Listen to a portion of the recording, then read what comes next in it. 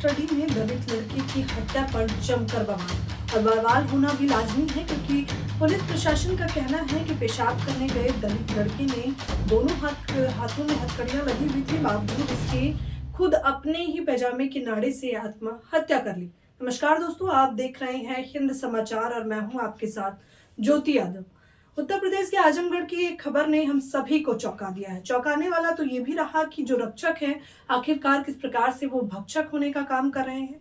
इस पूरे मामले पर नगीना के सांसद चंद्रशेखर आजाद ने क्या कुछ कहा है और सपा की सांसद जिस प्रकार से आरोप उठाया है, और सिर्फ यही नहीं, न केवल आरोप लगाया है बल्कि सीधे तौर पर ही पुलिस वालों को बता दिया है कि ये लोग गुनहगार हैं और इन लोगों ने ही उस दलित लड़के की हत्या की है। और मामला भी दर्ज हुआ है, बल्कि आम जनता पर नहीं, पुलिस प्रशासन पर ही एफआईआर दर्ज हुई है।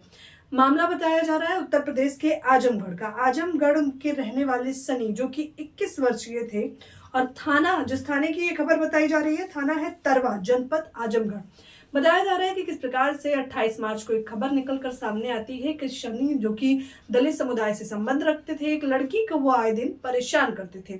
लड़की के पिता का यह आरोप है कि वो आए दिन अश्लील वीडियो दिखाते थे, उसको गाने बजाते थे। जब भी वो जाती थी, घर से निकलती थी, तो उससे परेशान किया जाता था। लेकिन गांव वालों का सीधे तौर पर कहना है कि सनी और उस लड़की के बीच में प्रेम संबंध था, जिसका वजह से उसके पिता काफी नाराज थे। सनी उस लड़की से शादी करना चाहता था, लेकिन पिता इस पूरे वाक्य से संतुष्ट नहीं थे, इसलिए इस पूरे मामले पर वो जाकर थाने में एफआईआर दर्ज करवा देते हैं। एफआईआर दर्ज इधर होती है तो दूसरी तरफ उधर सनी को उसके घर से ही उठा लिया जाता है। जिस वक्त उठाया जाता है उस वक्त उसने पैजामा पहन रखा था।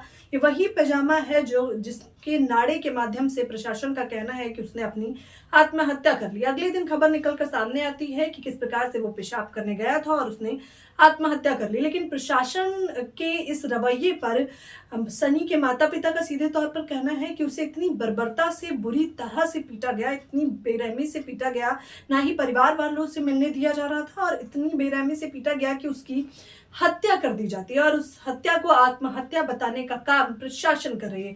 जब सनी का शव गांव में आता है तो प्रशासन पर वहां के लोग इतने ज्यादा भड़क जाते हैं कि प्रशासन की गाड़ियों को तोड़ा जाता है, पथराव किया जाता है, मार पिटाई भी की जाती है, और तमाम लोग इसमें घायल हो जाते हैं। न केवल तमाम लोग इसमें पूरे वाक्य में घायल हो जाते हैं, बल्कि इंस्पेक्टर का तो पैर तक टूट जाता है। ये वारदात एक एक दिन कर बढ़ती रहती है। सांसद, जो कि सपा के हैं, धर्मेंद्र यादव, इस पर प्रतिक्रिया देते हुए कहते हैं कि पुलिस जिस प्रकार से कहानी गढ़ रही है वो मानने वाली नहीं है, क्योंकि प्रशासन के रहते दलितों पर अत्याचार चरम पर है। हाल फिलहाल में ही आपने सपा के सांसद का भी देखा होगा। पुलिस का लचीला रवैया ये बताने के लिए काफी है कि दलितों पर किस प्रकार से दबंगई की जा रही है, और ये दबंगई कोई और नहीं बल्कि प्रशासन भी करने लगा है। नगीना के सांसद चंद्रशेखर आजाद पूरी घटना को बताते हैं, लेकिन वो सीधा सवाल उठाते हैं। वो कहते हैं कि ये कोई अलग घटना नहीं है। यूपी में बहुजनों की हिरासत में मौत आम हो गई है। कासगंज, अलीगढ़ और आगरा में पहले ही ऐसे मामले सामने आ चुके हैं। क्या योगी सरकार और यूपी पुलिस ने बहुजनों के खिलाफ नरसंहार छेड़ दिया?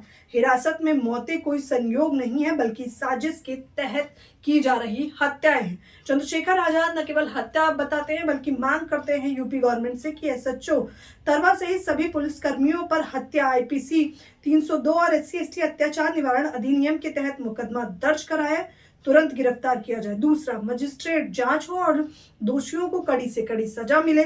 तीसरा, पीड़ित परिवार को उचित आर्थिक मदद, सरकारी नौकरी और सुरक्षा दी जाए। और चौथा, इस मामले की सुनवाई फास्ट ट्रैक कोर्ट में की जाए। सिर्फ यही नहीं, चंद्रशेखर आजाद यहाँ तक कहते हैं कि अगर न्याय नहीं मिला तो हम सड़कों पर उतरकर संघर्ष करने को मजबूर हो जाएंगे। लेकिन ये खबर अंदर तक उन तमाम लोगों को झकझोर देती है जो ये आस लगा कर रखते हैं कि हमारी रक्षा करने वाले पुलिस प्रशासन ही अब आए दिन ऐसी खबरें निकलकर सामने आती हैं, और खासतौर पर दलितों पर हो रही अत्याचार के मामले जब निकलकर सामने आते हैं तो पता चलता है कि मनुवादी सोच के प्रशासन में बैठे हुए लोग रक्षक नहीं बल्कि भक्षक है। इस पूरी खबर के बारे में आप लोग भी मुझे अपनी राय